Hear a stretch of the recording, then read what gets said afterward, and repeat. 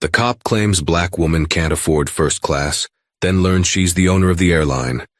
A crisp, tense energy filled the air at Hartsfield-Jackson Atlanta International Airport that morning, a gateway to countless new journeys, but also a place where destinies can collide without warning. Among the bustling crowd, a poised African-American woman stepped into the first-class lounge of Delta Airlines, her ticket in hand. She was well-dressed, calm, and unassuming. She had every right to be there. Yet it only took a single suspicious glance from an off-duty police officer to turn her day upside down. He believed she couldn't possibly afford her luxurious seat. What happened next would flip his entire world on its head. Sunlight shimmered across the endless runways of Hartsfield-Jackson Atlanta International Airport, one of the busiest aviation hubs in the United States. Ground crews scurried among the planes, orchestrating the morning's flights with military-like precision. Inside the airport, an equally fast-paced ballet unfolded. Passengers checked in for early departures, hauling luggage and clutching boarding passes, while monitors flickered with flight statuses. The aromas of fresh coffee and fast food breakfasts permeated the walkways. Groups of tired yet excited travelers hunted for gate numbers, families wrangled restless children, and business professionals tapped away at laptops in a last-minute rush to wrap up projects before takeoff. It was in this swirl of energy that Ava Mitchell arrived. Tall, confident, and striking in a tailored navy blue pantsuit, Ava seemed at ease despite the usual airport chaos. She had a presence about her, something in the way she made direct eye contact and moved with quiet purpose. Still, beneath that serene exterior, Ava held a sense of urgency about the day. She was heading to New York for a series of high-stakes meetings. As she handed her identification and boarding pass to a Delta Airlines agent, Ava flashed a warm, patient smile. "Good morning," the agent said, returning her ID. "You're all set, Miss Carter. First class is boarding in about 40 minutes. Enjoy your flight with us." "Thank you," Ava replied, sliding her ID back into her sleek leather wallet. She glanced at her watch. Everything seemed on schedule. Perfect. Ava had traveled through this airport more times than she could count, often on quick business trips. This time she felt a flutter of excitement beneath her calm demeanor. Although she kept a low profile, Ava had big news. She had recently become a major shareholder in a well-known airline, albeit under a holding company to avoid media attention. She had chosen not to publicize her position yet, wanting to prove her contributions before stepping out of the shadows. If her negotiations in New York went as planned, it would be one of the crowning achievements of her life's work. On her way to the exclusive Delta Sky Club lounge, Ava scanned the crowds. Her mind churned with the day's tasks, from finishing an important memo to calling her attorney about a newly acquired property. She felt confident, but a hint of anxiety stirred each time she thought about the magnitude of her upcoming meetings. Now, though, it was time to relax before the flight. She planned to find a quiet corner in the lounge, sip on a latte, and finalize her notes. Officer Gregory Barnes stood near a coffee kiosk not far from the first-class lounge. Broad-shouldered and about 6 feet tall, he was hard to miss. He wore plain clothes, dark jeans and a collared shirt, because he was technically off-duty, but he still carried himself like a police officer. He was here to catch a flight to visit family on the outskirts of Chicago. While waiting, Gregory noticed Ava walking confidently toward the lounge. Nothing about her was particularly loud or flashy, yet there was a certain grace in her posture. She carried a sleek rolling suitcase and a designer tote bag. Gregory watched with curious eyes. His initial reaction was one of simple admiration for her composure.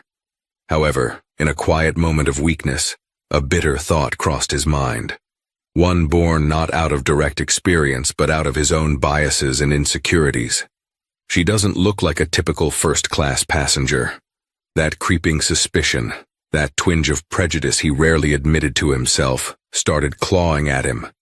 He tried to push the thought aside, but as Ava paused by the lounge entrance to check her phone, Gregory's curiosity piqued again. Was she some celebrity? A top-level executive? Or maybe, just maybe, was she someone who had finessed her way into a first-class seat she couldn't afford? Gregory shook his head, telling himself it wasn't his business. Stop overthinking, he told himself. He had his own flight in an hour. Yet, old habits die hard. His entire training had taught him to notice details, to pick up on any incongruity in a scene. Ava exuded confidence, but to him, she didn't fit. Could it be that his instincts picked up on something suspicious? Or was it purely prejudice? He frowned, not entirely sure himself. Ava stepped into the Delta Sky Club lounge. A polite lounge attendant, dressed in a crisp uniform, greeted her and scanned her first-class boarding pass. With a friendly smile, the attendant gestured for Ava to proceed inside. The lounge was spacious and modern, with comfortable seating, free Wi-Fi, and a buffet of pastries and fruit. A coffee station offered cappuccinos, espressos, and an assortment of teas. Wide windows faced the runways, offering a panoramic view of planes taxiing against the rising sun. Finding a quiet seat near a window, Ava settled her tote bag on the adjacent chair. She pulled out her tablet, intending to finalize some presentation slides. Before she began, she allowed herself a brief moment to sip the latte she'd ordered from the lounge barista. The froth tickled her lips, and she shut her eyes for a second, letting out a contented sigh. She reminded herself that while her schedule was crammed, she deserved small moments of peace. You've worked hard for this, she thought. From her vantage point, Ava could see the bustle outside, a kaleidoscope of airline vehicles zigzagging across the tarmac. Amid the faint hum of conversation and clink of coffee cups, Ava began typing on her tablet, adjusting the final details of a partnership agreement. She would be representing not just herself, but also a significant portion of the airline's board. If the negotiations went smoothly, it could open up new routes, bigger expansions, and a brand reinvention that Ava had meticulously planned. While Ava worked, Gregory remained outside the lounge, pacing near the coffee kiosk. He told himself it was too early to go to his gate. After all, he had time, and his curiosity had gotten the better of him. He'd observed Ava hand over her pass to the lounge attendant. Okay, so she didn't sneak in, he conceded privately. Maybe she's traveling with a wealthy friend or sponsor, he thought cynically, his biases continuing to swirl. Gregory had served on the force for over a decade. He'd seen the best and worst of humanity. He liked to think of himself as a good cop, someone who protected citizens. He took pride in his assertiveness, even if it occasionally tipped into a more aggressive stance. He believed vigilance was crucial in a world brimming with potential threats. Over the years, he had begun to conflate vigilance with suspicion. He never realized how often his suspicions landed on people who looked like ebony, people whose success or access he subconsciously questioned. As the minutes ticked by, he sipped his coffee, telling himself that as an officer, he had some responsibility to keep watch over suspicious behavior, even when off duty. His mind conjured up scenarios. What if she was using a fake ID? What if she planned to cause trouble on the flight? He knew these thoughts were improbable, but they fueled his decision to wait. When Ava got up to refill her coffee, she was met by the lounge attendant's empathetic smile. The attendant complimented her on her elegant suit. Ava thanked her, took a moment to appreciate a fresh cappuccino, and returned to her seat. Her flight was set to board in about 15 minutes, and she wanted to wrap up her notes. Suddenly, her peripheral vision caught a glimpse of someone approaching her seat. Turning, she saw a tall man with a stern expression. It was Gregory Barnes. His eyes scanned Ava with an intensity that felt invasive. Ava instantly felt a tightening in her chest. "Excuse me, ma'am," Gregory said, his tone carrying an air of authority. "Is this your seat?" Ava raised an eyebrow, perplexed. "Yes, it is. Can I help you?" Gregory crossed his arms. "I noticed you came in here. I just want to make sure you have the right to be in this lounge." Her immediate thought was, who is this man? Security? Another passenger? He wore plain clothes but carried himself like law enforcement. Ava tried to keep her composure. "I was allowed in by the lounge attendant," she said. "I'm flying first class on Delta Flight 512 to New York. I have the credentials to be here." Gregory's shoulders stiffened. "Mind if I see your ticket again?" Ava paused, leveling him with a steady gaze. And you are? Gregory flashed his badge, though his voice teetered on the edge of intimidation. I'm Officer Gregory Barnes, Atlanta Police Department. I'm off duty, but I noticed you and wanted to confirm everything is in order. The lounge grew silent in their immediate vicinity. A few onlookers perked up, sensing an unfolding drama. Ava clenched her jaw, mentally debating how best to respond. She had nothing to hide, but the request felt invasive, rooted not in protocol but prejudice. After a moment's hesitation, she fished out her boarding pass. Here, she said, handing it over.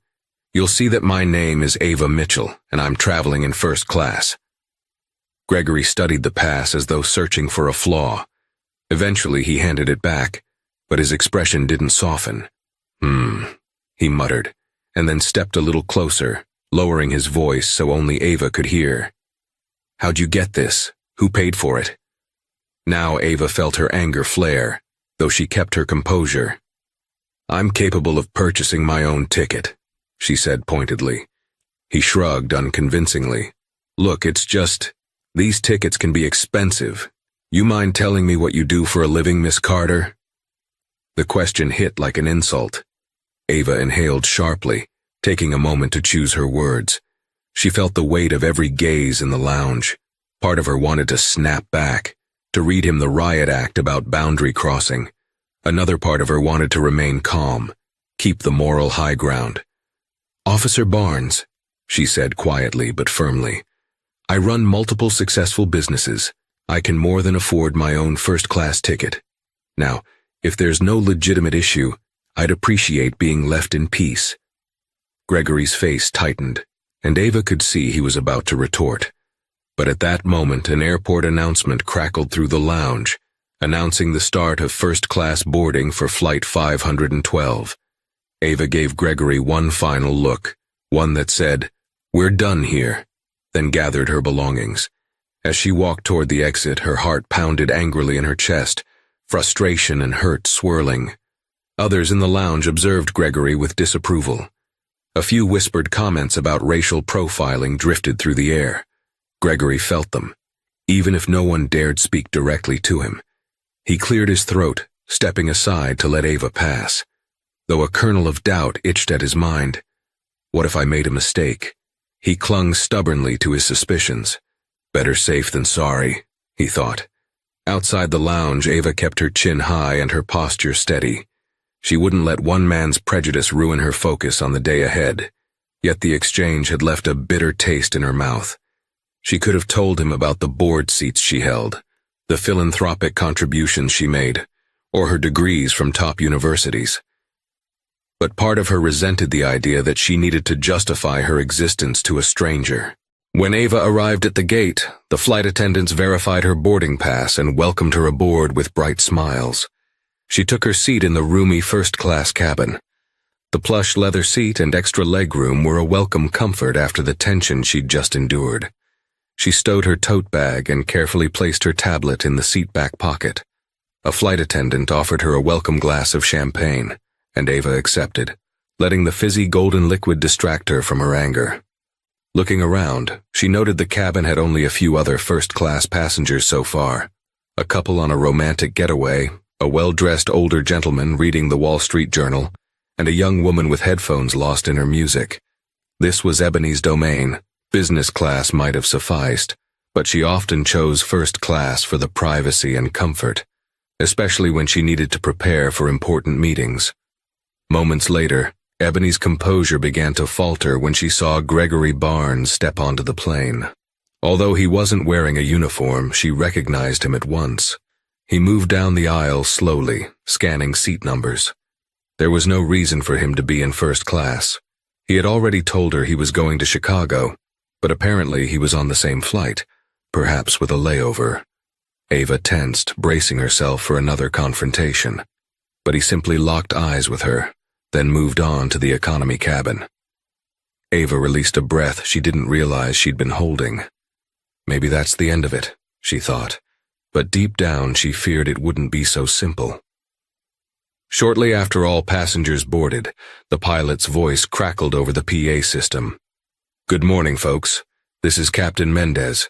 We've got a short delay due to inclement weather en route. We'll keep you informed, but at this time we're looking at a 30-minute pushback delay. Thank you for your patience." Ava sighed, sinking back into her seat. The delay was inconvenient, but it also gave her a chance to catch her breath and maybe finalize a few slides. As she powered on her tablet, she couldn't help noticing a bit of commotion in the aisle behind her. Gregory Barnes was standing up, gesturing toward a flight attendant. Ava couldn't hear everything, but snatches of his dialogue carried forward. "I'm just saying, suspicious behavior. Better to be cautious." Ava felt a knot tighten in her stomach. A minute later, a flight attendant approached Ava with an apologetic look. "Miss Carter," she said softly, "we're receiving some concerns from a passenger about your ticket. I'm sorry to bother you, but we just want to confirm all the details are correct and ensure you're comfortable." Ava clenched her jaw. "Of course," she responded politely, handing over her boarding pass again. The flight attendant scanned it with a handheld device and gave Ava a reassuring nod. "Everything's good," she said. "I'm sorry for the inconvenience. We'll let the passenger know." Ava closed her eyes, tension radiating from her shoulders. He's not letting it go. She was tempted to leave her seat and confront him, but she had to remind herself, in tense situations, it was best to remain calm. My success alone is enough of a statement, she thought, though her anger simmered.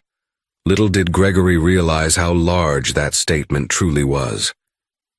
The plane remained at the gate for the duration of the weather delay, and with the engines off, the cabin was quieter than usual.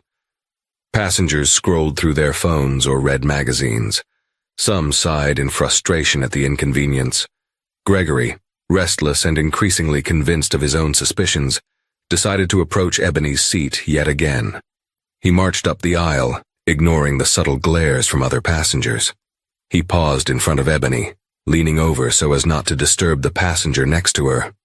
"Ma'am," he began, his voice low but intense, "I need you to confirm some personal details for me."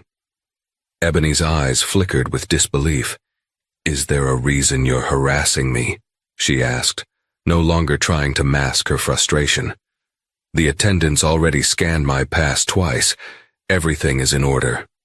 The flight attendant from before interjected, stepping quickly up the aisle. "Sir, I need you to return to your seat," she said firmly. "We have confirmed Miss Carter's ticket. There is no issue." Gregory ignored the attendant. "This is my duty. I'm looking out for passenger safety," he insisted. "I've seen too many cases where someone claims a seat they can't afford or tries to pull some scam. I'm not saying that's definitely happening, but if it is, it's my responsibility to investigate." Ava rose slightly from her seat, her voice trembling with a mix of anger and hurt. "You think I'm scamming my way into first class because, what? You can't fathom that a black woman could afford it?" She shook her head. "This is unacceptable." Passengers around them began to stir in their seats, sensing rising tension. A murmur spread through the cabin. From the corner of her eye, Ava saw a man in a business suit filming the encounter on his phone. Another passenger told Gregory to sit down and stop making a scene. The flight attendant placed a gentle hand on Ebony's shoulder, whispering an apology. Addressing Gregory more forcefully, she said, "Sir, if you continue to disturb our passenger, we may have to escort you off the plane. I'm asking you one more time to return to your seat." Gregory looked torn. Part of him recognized he was overstepping. Another part was fueled by a stubborn conviction, an inability to let go of the notion that Ebony's presence in first class was questionable. His pride wouldn't let him back down so easily. Then came a voice from behind him. "Officer, I think you should sit down." It was the older gentleman who had been reading the Wall Street Journal. "You're clearly harassing this woman, and if you continue, you're going to end up on the wrong side of a legal complaint. Now please, let us travel in peace." Gregory glared at the man, then at Ebony, and finally marched back to his seat in economy. Ava exhaled, her heart pounding. She thanked the flight attendant and settled back into her seat. Her mind buzzed with frustration, memories of similar incidents flashing back. She had never wanted to leverage her status for personal confrontation, but part of her felt that maybe she should. Yet Ava prided herself on her discretion, even if being discreet meant swallowing the indignities that accompanied prejudice. At last, the clouds cleared enough for the flight to push back from the gate. The engines roared to life, and the plane taxied to the runway. Ava fastened her seatbelt, letting out a silent prayer for a smooth flight, and hoping that the next 2 hours would pass without further trouble. She yearned to lose herself in her work, to bury the tension in productivity. As the plane soared into the sky, Ava tried to refocus on her tablet. She had press releases to draft, financial projections to review, and a checklist of items to discuss in New York. Yet she found her mind drifting to the confrontation that had just occurred. She felt raw, exposed. What if the other passengers judge me too? She wondered. What if this escalates? Ava looked around and saw that most passengers in first class were minding their own business, though a few offered her sympathetic smiles. She inhaled deeply, reminding herself of the bigger picture. Soon, she would be in Manhattan, meeting with investors and finalizing deals that would expand airline routes and better serve underrepresented communities. It was all part of Ebony's vision. She believed in bridging gaps, promoting diversity in corporate ranks, and ensuring her success could lift others up. She allowed herself a flicker of a smile at the thought that eventually she would be recognized not merely as a passenger, but as an integral part of the airline's future. An hour into the flight, mild turbulence rattled the cabin. The seatbelt sign pinged on. Passengers complied, fastening themselves in. Ava secured her belt and took a few calming breaths as the plane jostled. The pilot announced it was just a patch of rough air. Nothing to worry about.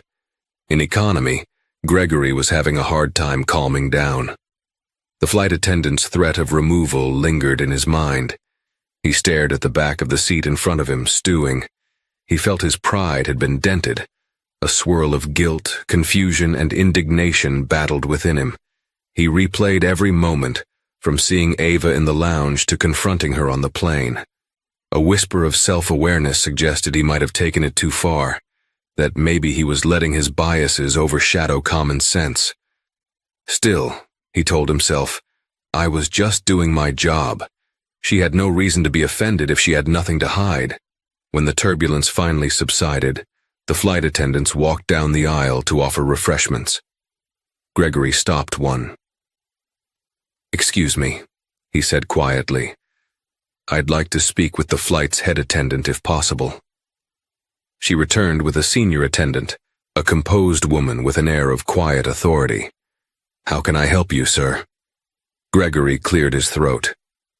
"About that lady in first class, Ava Mitchell, I believe. I just want to make sure she's not making any trouble.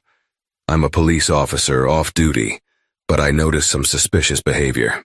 The attendant's eyes narrowed just a fraction. "Sir, as far as I can tell, her only behavior is that she's a passenger who wants to travel in peace. She's done nothing to warrant suspicion. Now, unless you have specific evidence of wrongdoing, I'd suggest you respect our passenger's privacy."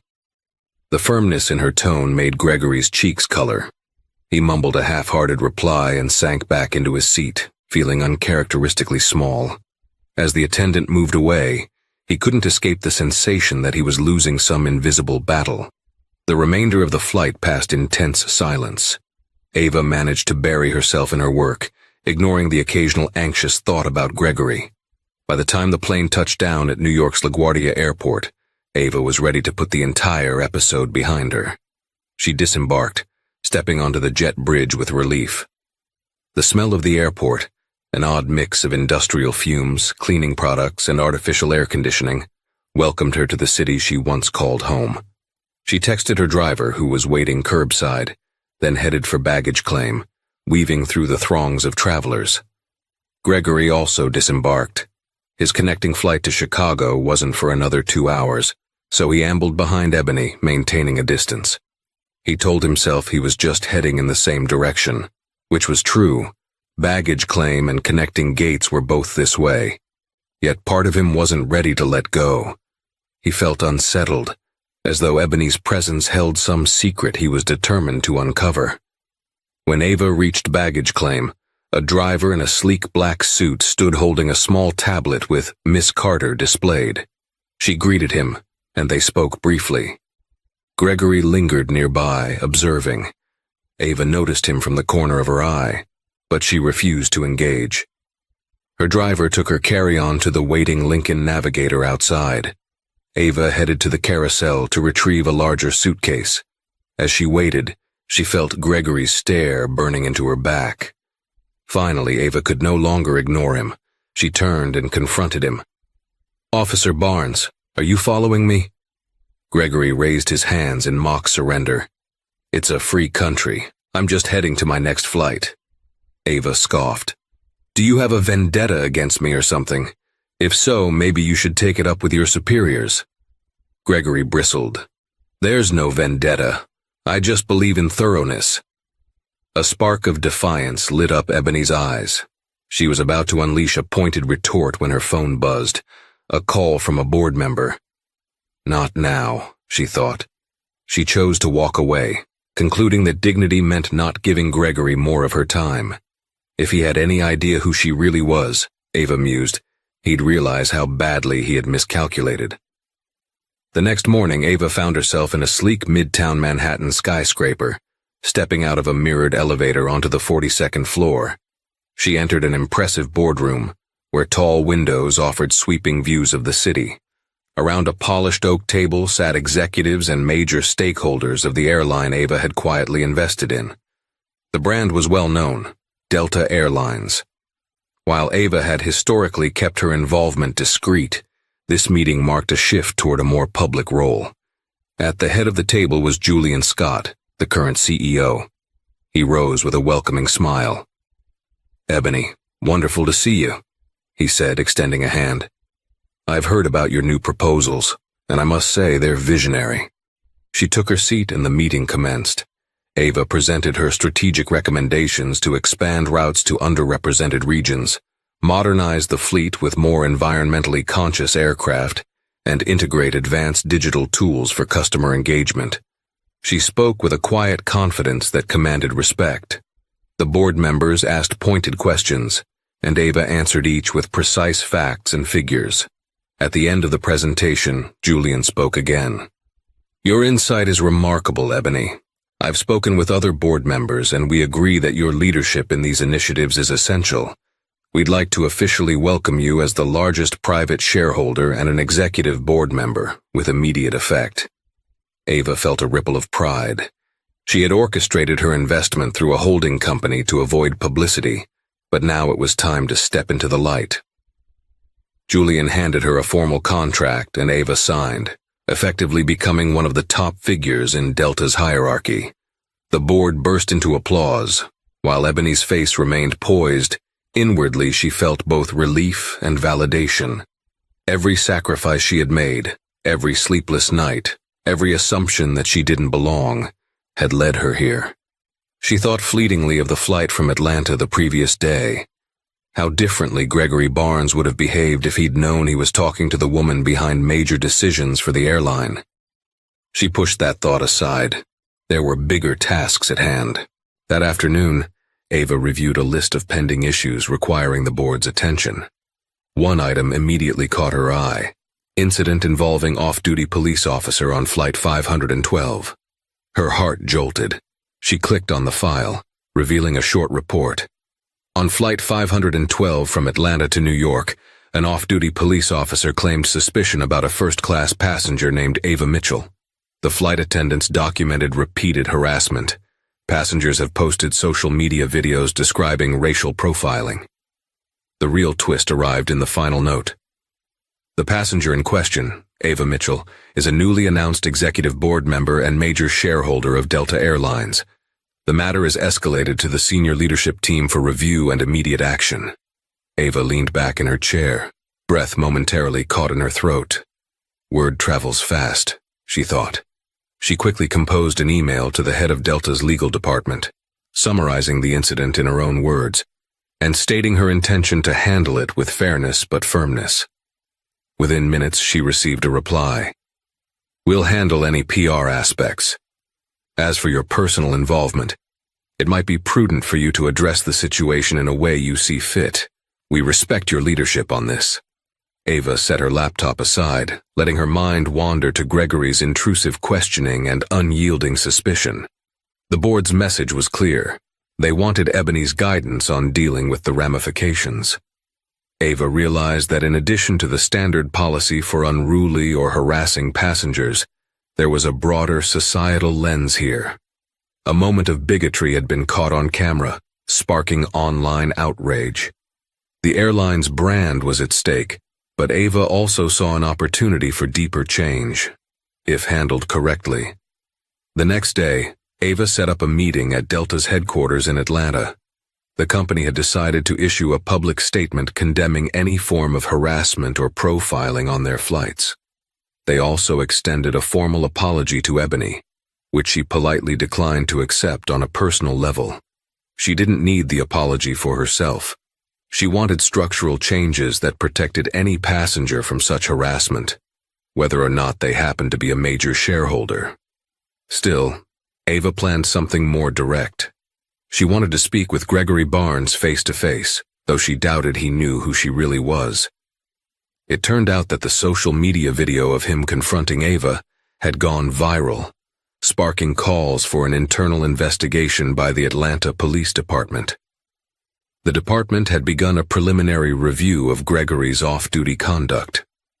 Ava reached out to her contacts at the APD, arranging a meeting to discuss the incident. Her assistant set the date and time. Ebony's hope was that the conversation could highlight how unconscious bias and overt racism led to harmful interactions. She wanted to see if there was a possibility for growth, or if disciplinary action was more fitting. Officer Gregory Barnes received notice he was to appear at the Delta Airlines corporate office in Atlanta to discuss an incident from Flight 512. The letter was official and curt. Delta Corporate, he thought, feeling a chill. He had no clue Ava Mitchell was more than just a random passenger. He assumed the airline simply wanted his side of the story due to the viral video. He dreaded the possibility of losing his job or facing a lawsuit. On the appointed day, Gregory arrived at Delta's towering headquarters.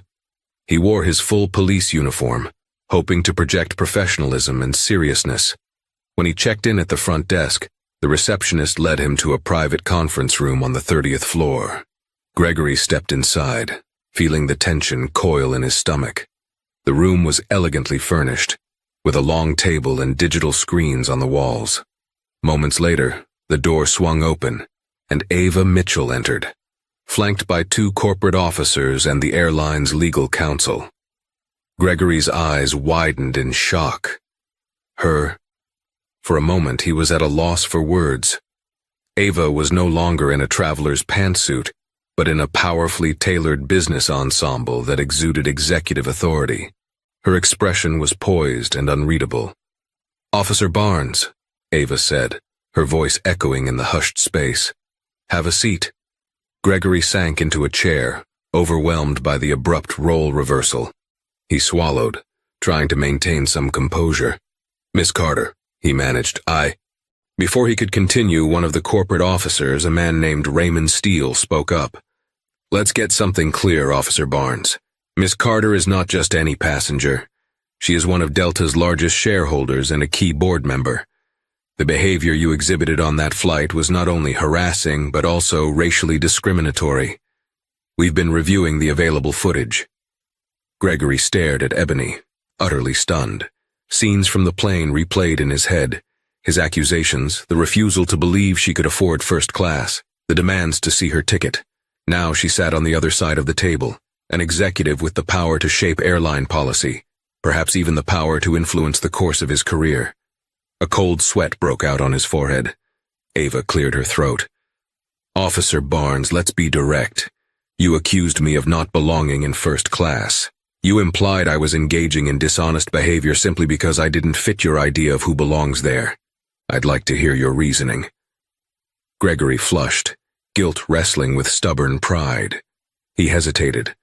I was just looking out for safety. he stammered. "I didn't want any trouble on the flight. You seemed suspicious. How exactly did I seem suspicious?" Ava pressed. The question hung in the air, heavy and potent. Gregory fidgeted. "You came in alone. You had that expensive luggage. I've seen people try to con their way into premium cabins, and I guess I—" His voice trailed off. Ava leaned forward, eyes penetrating.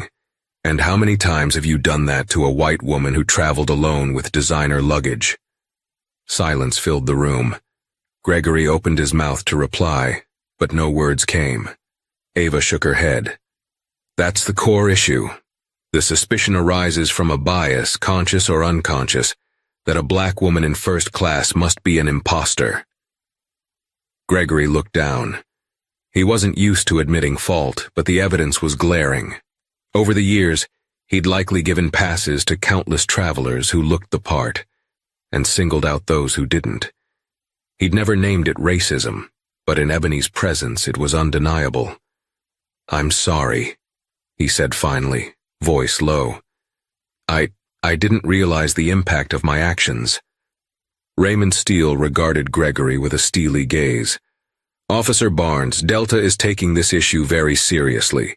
We have zero tolerance for harassment or discrimination on our flights, whether the culprit is a passenger, an employee, or in this case, an off-duty officer. Your behavior went viral. People worldwide have seen this. There is damage to our company's image, and Miss Carter's role here magnifies that concern." Gregory's throat went dry. He could lose more than just a bit of pride. He could face legal repercussions, see his reputation shattered, or even lose his badge if the police department found him guilty of misconduct. The roiling fear in his gut told him that the karma Ava represented had arrived in full force. Ava closed the file before her. "Officer Barnes, my intention isn't to ruin your life, but your actions can't go unaddressed. Delta is considering formal legal action for harassment. The Atlanta Police Department is also conducting its own investigation. We are prepared to cooperate fully with them." Gregory's eyes darted between the airline executives and Ebony. His voice wavered as he spoke. "I'm prepared to do whatever I can to make this right. Community service, training, whatever you ask." Ava glanced at her colleagues, and they seemed to give a subtle nod. "We have a plan in mind," she said, speaking firmly. "We'd like to propose that in lieu of immediate legal action, you enroll in anti-bias training, specifically curated by professionals with expertise in law enforcement contexts. Additionally, we expect a formal apology, publicly if necessary, and you must cover any administrative costs incurred by the airline due to your actions." Gregory swallowed hard. He imagined a humiliating apology posted online, but he also recognized the mercy in Ebony's approach. She could have demanded far harsher consequences. I will do it," he whispered, a flush of relief washing over him. "I promise." In the days that followed, the media latched onto the story. Headlines read, "Cop harasses black woman in first class. Later discovers she's a major shareholder of the airline." Videos of the confrontation soared in views. Comment sections overflowed with heated discussions about race, privilege, and unconscious bias. Some praised Ava for her composure. Others lambasted Gregory, calling for his termination. At Ebony's suggestion, Delta Airlines released a statement reaffirming its commitment to providing equal and respectful treatment for all passengers. Ava gave a short but powerful press briefing, though she maintained that her focus wasn't revenge but reform. She insisted that Delta's new plan included better training for staff and a re-evaluation of passenger incident protocols. On the police side, the APD announced that Gregory would undergo disciplinary review and mandatory anti-bias training. They clarified that while no criminal charges were being filed against him, his actions would be addressed at the administrative level. Gregory, for his part, delivered a brief public apology in uniform, standing before news cameras. "I regret my actions," he said, eyes cast down. "I allowed my biases to guide my behavior. I'm committed to learning from this experience and becoming a better officer." It was short and far from perfect, but Ava accepted it for what it was, a beginning. She believed real change could only happen when individuals confronted their prejudices head-on. This incident had sparked that process for Gregory, albeit in a very public and uncomfortable way.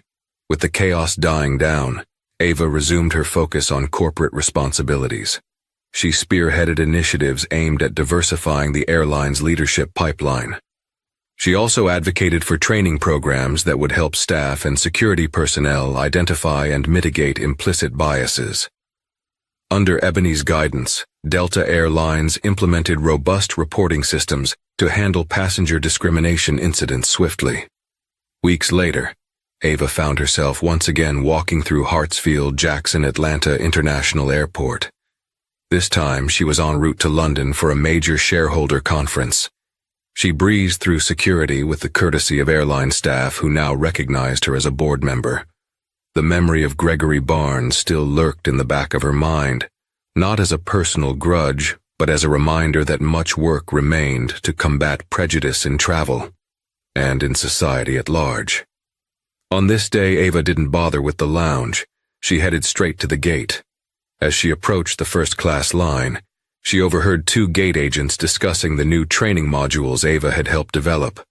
One agent said, "It's about time we had these policies in place so everyone feels welcome." The other nodded. Ava smiled inwardly, appreciating the subtle yet significant cultural shifts taking place. Right before she scanned her boarding pass, Ava felt a tap on her shoulder. She turned to see a man in a pilot's uniform, Captain Mendez, the same pilot from Flight 512. "Miss Carter," he said, a bit sheepish, "I just wanted to say thank you. I heard about what happened. You handled it with such grace, and we're all proud to have you on the board. Some of us have experienced or witnessed similar things, but it took a person in power to address it openly." Ava felt her chest tighten with emotion. "Thank you, Captain. I'm just trying to use my position to do some good. I appreciate your words." He offered a small salute. "Safe travels, Miss Carter." She boarded, found her seat, and settled in with a sense of accomplishment. Yes, she had encountered hate and distrust, but she had also sparked a meaningful dialogue and driven tangible reforms. That was the real victory. Several months later, Ava and Gregory Barnes crossed paths in a surprising context. Ava had donated to a program focusing on community policing and racial equity, and she was invited to see the program in action at a local police precinct in Atlanta. Gregory, now 2 months into his mandatory training, had been assigned to help implement reforms in the precinct. When Ava stepped into the training room, she recognized him immediately. Gregory, to his credit, approached with a respectful nod. "Miss Carter," he said, "good to see you again." Ava nodded. "Officer Barnes." She allowed a moment of silence, observing the changes in his demeanor. He appeared more subdued, more thoughtful. "I wanted to let you know," he began, voice quiet, "that the training has opened my eyes. I'm realizing how many times I acted on autopilot, trusting stereotypes without questioning them. It's not an easy journey, but I'm trying." Ava appreciated the sincerity. "I'm glad to hear it. The goal was never to destroy your career or humiliate you. It was to help you see what you were missing. I hope you continue to grow." Gregory gave a slight nod. "I will." And with that, Ava turned her attention to the ongoing discussion in the training session. She left that day feeling that true change, however incremental, was possible when individuals allowed themselves to confront uncomfortable truths. Gregory's transformation was just one example of how dramatic incidents could spark real evolution. Over time, Ebony's role at Delta grew even more prominent. Her innovative ideas on route expansions and community outreach brought positive publicity. Under her guidance, the airline partnered with organizations to promote travel accessibility, bridging communities that had often been overlooked by major carriers. Media outlets soon wanted Ebony's personal story. Magazines and business journals ran features on her. Ava Mitchell, the visionary investor transforming Delta Airlines. They told the story of a once little-known entrepreneur who had risen to claim a powerful seat on the board of a major airline. She carefully touched on the flight incident with Gregory Barnes, framing it as a testament to the broader challenges of racial profiling and the importance of confronting biases in every industry. The more Ebony's star rose, the more she kept her feet on the ground. She never forgot her own humble beginnings. Her father was a mechanic, her mother a teacher. They'd instilled in her the value of hard work, tenacity, and the principle that success should uplift others. With her new influence, Ava launched scholarships and mentorship programs for young minority women interested in aviation and corporate leadership. She made sure her success echoed beyond boardrooms and into the lives of those who needed inspiration. A year after the incident, Ava prepared to visit one of Delta's new community education centers near downtown Atlanta. She arrived at the small building wearing casual business attire, slacks, a blouse, and comfortable flats. As she stepped inside, she recognized one of the program coordinators giving a presentation to a group of middle school students. It was Gregory Barnes, out of uniform, speaking with a gentler tone than she'd ever heard from him.